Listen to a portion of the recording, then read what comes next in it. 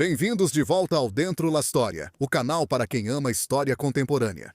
Hoje vamos falar sobre um dos temas mais controversos da história contemporânea da nossa Itália.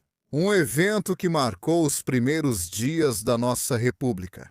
A República, como vocês sabem, nasce graças ao referendo de 2 e 3 de junho de 1946. Pois bem, não passam nem 3 semanas e ele é demitido. Um documento, uma anistia, acompanhada de um indulto, que cobre muitos crimes e que permite aquilo que na época foi definido como pacificação, mas que para muitas pessoas, e também para alguns historiadores e alguns cientistas políticos, talvez tenha sido o pior dos erros.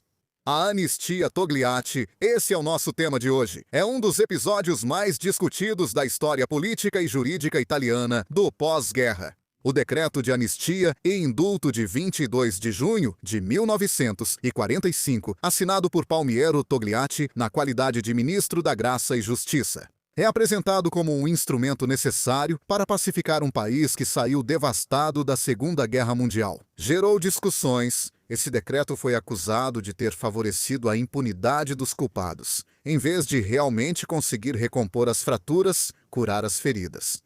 Hoje vamos falar exatamente sobre isso, da Anistia Togliatti, do que foi, do que produziu, de quais efeitos teve. Quando, em 22 de junho de 1946, é promulgada a chamada Anistia Togliatti, a Itália é um país, como já foi dito, ainda em ruínas, destruído, a ser reconstruído. Mas não apenas através de uma reconstrução material. Os escombros de que falo não são apenas os prédios destruídos, as ruas devastadas, as infraestruturas que precisam ser completamente refeitas ou reforçadas. Há muito mais.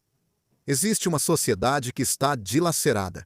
Quase 2 anos de guerra de libertação, praticamente de 8 de setembro de 43 até 25 de abril de 45. Mas se quisermos até um pouquinho mais. Antes, voltando ao 25 de julho de 1943, deixaram para trás uma sensação de desconfiança e também a vontade de vinganças cruzadas. Quando a guerra termina, quando as forças nazifascistas se rendem, quando os armistícios são assinados, não acaba tudo. Há quem queira fazer justiça com as próprias mãos, acertar as contas pelas injustiças que foram cometidas por tanto tempo. E no caso do fascismo, estamos falando de injustiças que remontam ainda aos anos 20. Todo o ventênio, toda a ditadura e, obviamente, a parte mais violenta, aquela da RSI, da República Social Italiana. A propósito, já falamos sobre isso nos vídeos de 2 meses atrás. Vocês os encontram no canal, para evitar que outros episódios, já registrados aliás, de vinganças banais, possam acontecer. O Ministério da Graça e Justiça, na pessoa do Ministro da Justiça, que na época é o líder do PCI, Palmiro Togliatti, decide adotar uma medida especial, a anistia, acompanhada do indulto, para virar a página, como se diria em sentido figurado, dar a possibilidade ao tecido social italiano, dilacerado por um confronto pesadíssimo, de recomeçar. A esse respeito, da anistia, que inicialmente deveria abranger apenas os fascistas e os cúmplices do fascismo, também se beneficiam os partigiani, que tenham cometido crimes após a libertação e até 31 de julho de 1945. A ideia de Palmiro Togliatti, que liderou o PCI na virada de Salerno. Também já falamos sobre isso.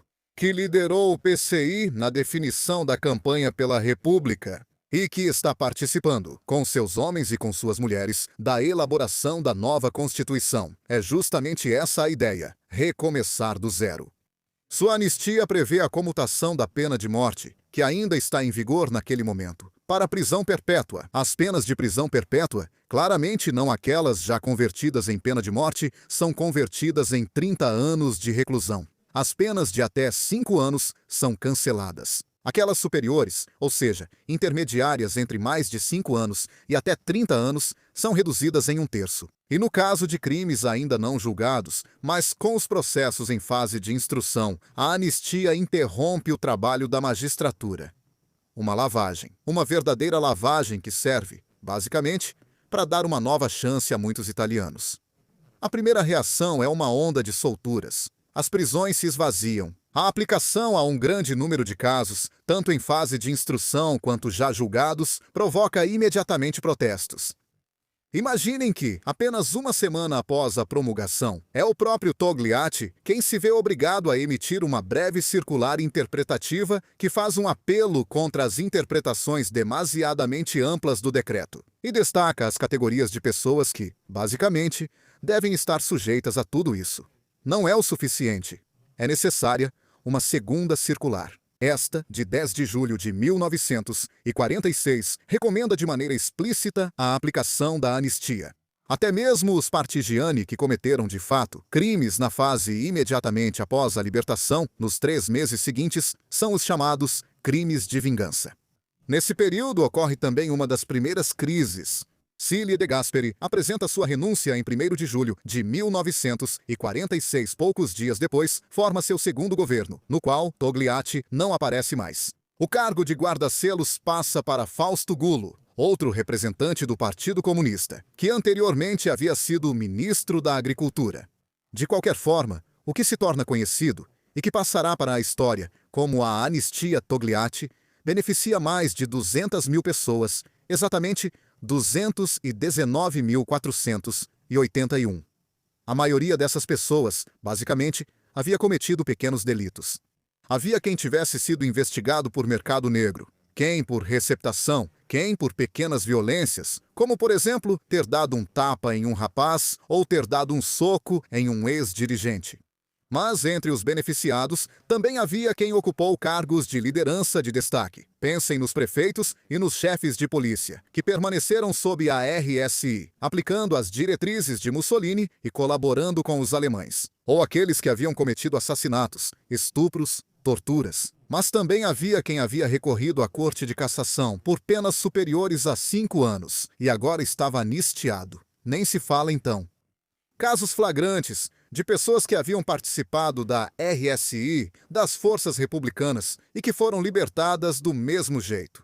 Após a anistia, restaram na prisão pouco mais de 2.000 fascistas, cerca de 1.800 já condenados e outros aguardando julgamento. Aquilo que deveria ser, basicamente, como se dizia antes, uma purificação, a possibilidade de recomeçar do zero, na verdade gera críticas constantes. Críticas que vêm de vários lados. Críticas que vêm do próprio Partido Comunista, que não aprecia o que foi feito. E então nasce uma das primeiras lendas ligadas à Anistia Togliatti, ou seja, que ela teria sido elaborada por técnicos do Ministério da Graça e Justiça e submetida a Togliatti para assinatura, quase sem o seu conhecimento, ou então informando-o apenas de parte do conteúdo, dizendo-lhe, basicamente, que aquela anistia servia para cobrir tudo, os crimes de todos, inclusive dos partigiani que tinham exagerado nas vinganças, e nada mais. Togliatti, na prática, teria confiado e teria sido enganado. Essa lenda circula principalmente nos círculos partigiani que protestam muito. Basta pensar que nem 1 mês e meio depois da promulgação da anistia Togliatti, o Corpo das Guardas de Segurança Pública, ou seja, a polícia, informa que mais de 1.300 partigiani decidiram voltar para a clandestinidade, tornar-se inlocalizáveis, não devolver as armas, permanecer na clandestinidade. Tudo isso provoca reclamações. Em Casale e Monferrato, por exemplo, a população escolhe a greve geral, em protesto pela revisão da sentença de condenação à morte de 6 fascistas, entre eles o secretário local do Fácio Republicano, Giuseppe Sardi. Polícia e carabinieri precisam intervir em vários lugares da Itália, por causa dos tumultos ou para buscar a mediação das pessoas mais sensatas que tentam acalmar os ânimos. Da Anistia Togliatti também surge uma ala violenta, aquela que será chamada de Patrulha Vermelha. Um grupo de ex-partisans, que se transforma em justiceiros, determinados a fazer justiça com as próprias mãos. A vontade de perseguir os fascistas libertados após a anistia, considerando a própria anistia inútil e contraproducente. Há casos de linchamentos, de espancamentos, enfim. A pacificação demora a acontecer. Demora a ter efeitos reais. Além disso, não é a única anistia do período. Olhando a cronologia, percebe-se que, já em 6 de setembro de 1946, O decreto legislativo do chefe provisório do Estado, Enrico de Nicola, o número 96 a nível normativo, como decreto, estende os prazos máximos da anistia até 31 de julho de 1945. Um ano e meio depois, estamos em 7 de fevereiro de 1948, o novo governo lança decreto apresentado pelo subsecretário da Presidência do Conselho de Ministros, Giulio Andreotti. Sim, aquele Andreotti, com o qual se extinguem os processos ainda pendentes após a anistia de 46.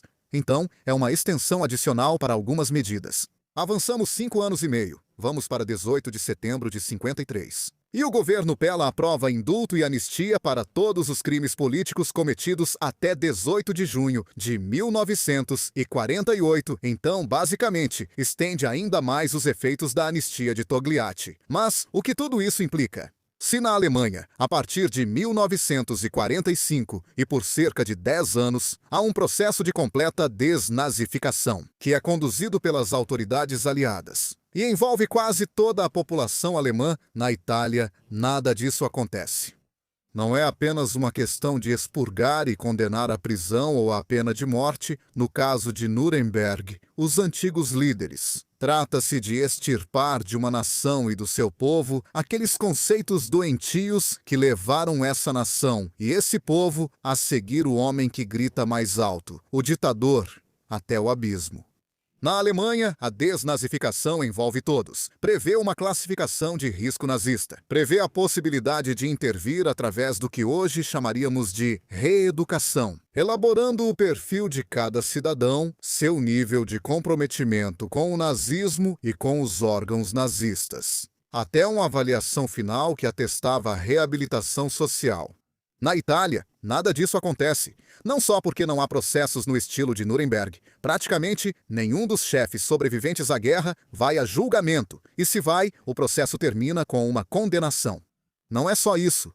Há também o fato de que todos aqueles que tiveram contato com o fascismo, desde quem teve por motivos de trabalho até quem se envolveu por razões políticas, encontram novamente um lugar na sociedade. E então, vocês vão se perguntar: por qual motivo? Comecemos pelos órgãos do Estado, um Estado a ser reconstruído, mas que se baseava em parte em infraestruturas políticas e sociais já existentes. Não podia abrir mão de funcionários ministeriais, diretores ministeriais e outras figuras que haviam trabalhado sob o fascismo e com o fascismo. Simplesmente pela questão: essa pessoa, esse homem, é ou não é um fascista? Por uma questão que nós diríamos de oportunidade, alguém poderia dizer por oportunismo. Prefere-se naquele período deixar para lá, fechar os dossiês que contêm as acusações infames, difíceis de engolir, relacionadas ao passado fascista, dando a possibilidade de recomeçar. Isso acontece nos ministérios, inclusive no da Graça e Justiça. Isso acontece nas forças policiais e nas forças armadas. Até mesmo no nível dos serviços, coronéis, generais, almirantes. Muitos deles têm um passado fascista, mas são aceitos e reintegrados ao serviço. Nem se fala de chefes de polícia e prefeitos provinciais. Muitos deles com um passado fascista retomam suas funções. Alguns fazem carreira. É o caso do chefe de polícia Guida, que se tornará chefe de polícia de Milão, apesar de ter dirigido a prisão especial da ilha de Ventotene durante o fascismo. O fato de que o futuro presidente da República, Sandro Pertini, se recuse a apertar a mão do chefe de polícia Guida, chamando-o de chefe de polícia fascista, é algo que, muitos anos depois, irá despertar velhos fantasmas. Existe ainda outra questão, de natureza puramente política. A falta de um processo não de desnazificação, mas de desfascistização na Itália, permite o surgimento de movimentos políticos e depois de partidos, que fazem referência de maneira explícita ao próprio fascismo.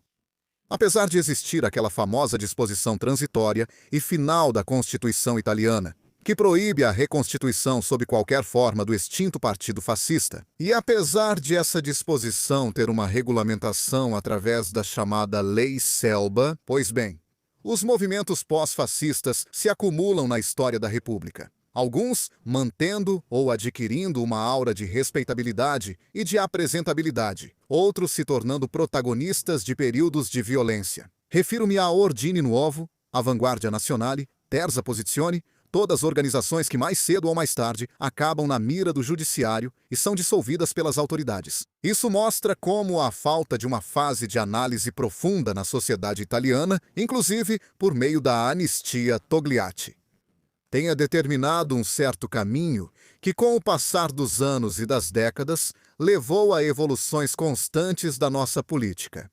Aquilo que foi chamado de justiça de transição, obviamente, de uma fase política para outra, de uma história política para outra, não estabeleceu realmente uma pacificação. Ao contrário, deu uma segunda, uma terceira, uma quarta chance. Ao contrário, provocou indignação. O Estado italiano se beneficiou disso do ponto de vista interno. E, por interno, quero dizer em suas estruturas internas, evitando ter que recomeçar do zero nas prefeituras, nas delegacias, nos órgãos de polícia, menos na arma dos carabinieri. Certamente nas Forças Armadas e em muitos ministérios, além dos tribunais. Mas isso não permitiu que a República, que já nasceu frágil e precisava de atenção e cuidado, arrancasse o germe fascista de evitar a repetição do que havia acontecido. Muitos viveram o anistia Togliatti como uma espécie de pacto de silêncio. Não denuncio. Em troca, você que poderia ser denunciado, entende como agir e evita me causar um desgosto, de me prejudicar. Trabalha para a coletividade. Mas esse pacto de silêncio é uma espécie de mutilação da justiça. E esse é o verdadeiro bastidor da anistia Togliatti, que provavelmente também tinha alguns princípios corretos em seu interior. A vontade de dar uma segunda chance, a vontade de recomeçar, de garantir a um país que tinha absoluta necessidade de recomeçar. Infelizmente, porém, as intenções ficaram só no papel, pelo menos as boas intenções. O fato de que assassinos, estupradores, torturadores voltaram à liberdade e puderam viver suas vidas sem problemas, sem responder pelo que haviam feito. Tudo isso foi vivido como uma profunda injustiça por várias classes sociais. O fato de que a anistia mostrou apenas um lado de si mesma, o lado do apagamento, do cancelamento, da redução da pena, e não o lado da reconstrução do tecido social, provocou desigualdades, protestos, movimentos de rua. E então, ainda hoje, e já se passaram 80 anos, nós nos perguntamos: será que realmente não havia outro caminho além da anistia Togliatti? Será que a Itália, que saiu destruída em vários níveis da Segunda Guerra Mundial, realmente não podia fazer outras escolhas? Será que realmente não se podia seguir o exemplo utilizado pelos aliados na Alemanha? Por mais que as condições da Alemanha e da Itália fossem diferentes, por mais que a Alemanha fosse, naquele período, um não-país submetido a uma ocupação estrangeira total e completa, por várias potências, enquanto a Itália estava readquirindo para si uma aparência de nação autônoma. Realmente ninguém sentiu a necessidade de rediscutir o passado, de extrair as células doentes do nosso organismo, um organismo que é complexo, e falo do Estado italiano. Realmente não se podia fazer outra coisa? Deixo para vocês essas perguntas finais, e se quiserem, podem responder nos comentários.